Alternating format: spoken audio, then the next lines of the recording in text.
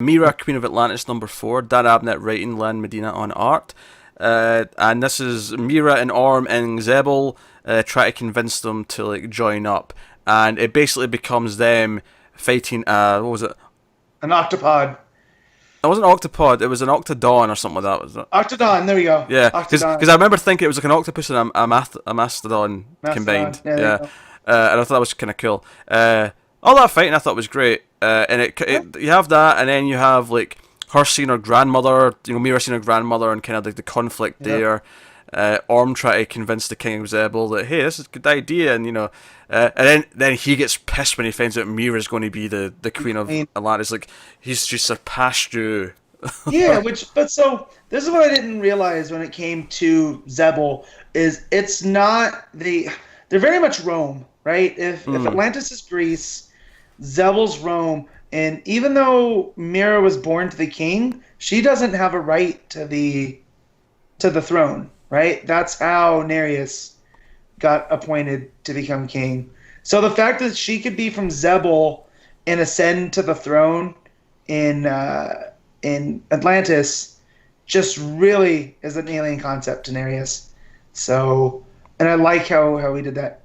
I know you don't like Game of Thrones, Pete, but this feels very Game of Thrones, dealing with the grandmother and the history of Zebul versus the history of Atlantis, and how they normally don't go well together. Yeah, because we find out that our grandmother is essentially like kind of like Zebul's version of the widowhood. That's kind of what she's a part of. She's actually running the show. Yeah, and you think she's kind of making peace with her, but at the end of the issue, the cliffhanger is that, oh no, we're going to like help them and betray them because my daughter needs to be punished for her betrayal of Zebul. Like she's like, oh, okay, so we're holding a grudge here. They're still pissed at Mera for everything she did. That's Zebul, and so I definitely enjoy the stuff here with Zebul and where they stand with Atlantis, because I feel like that's an era of Aquaman I'm not too familiar with, and I think this issue did a really good job showing how different they are. Yeah, and I like Mera working with Orm. It kind of felt like they were oddly allies here just by default, because Zebul was so against both of them that they kind of had to. Because they end up defeating the Octodon. Yeah, so and the whole reason that they're fighting is because that's how you gain like the right to speak to the king. Yeah, it's like a trial by combat, and if you win, they'll listen to you. And so they have to fight this big creature. And Mera fights it off, and then Orm like throws his trident through it. It's it's a great little moment. And then meanwhile, back on the dry land, we have Tula sort of bonding with Orm's girlfriend and kind of convincing her, hey, no, like be fine. And it leads to Tula eventually deciding, you know what, I'm going to go help and make sure they're okay and make sure that Orm comes back to you. Because she sees like photos of Orm smiling with the kids, like she sees like selfies of Orm with the kid, and I'm like, this is weird. I'm so used to seeing Orm like this. Yeah, and he's my brother. Like, yeah, I grew up with him, and this is not him. So whatever you've done, it's good for him. Also, I love that when she said she refers to her as Orm's got this new anchor, and I'm like, okay, I'm going to approve of that, the use of that word, the pun, because we're talking about Aquaman and Orm and Atlantis and whatnot. But yeah, I like Tula's stuff a lot because it, she always has felt like an outsider. Yeah. To Atlantis, and now she's, gonna go and help and do what she needs to, but she gets apprehended before she can enter the water by forces I don't recognize. No, they're obviously underwater forces. I don't know if they're Zebul, Atlantis, but they're definitely of an underwater civilization. But who they are, I'm assuming Zebul at this point.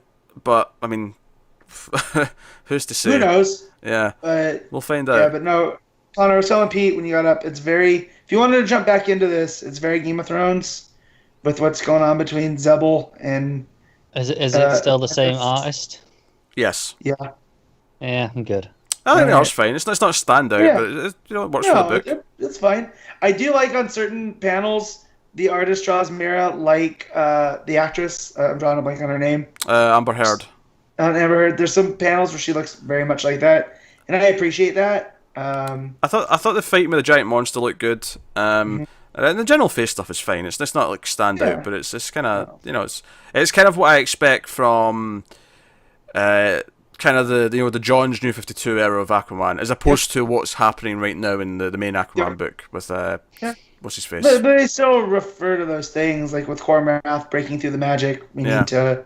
He's gonna come for you. Like, don't get this. Once he conquers all of Atlantis, he's coming for Zebul, and whether you're with him or without him, if so if you stand and fight, you're probably gonna lose.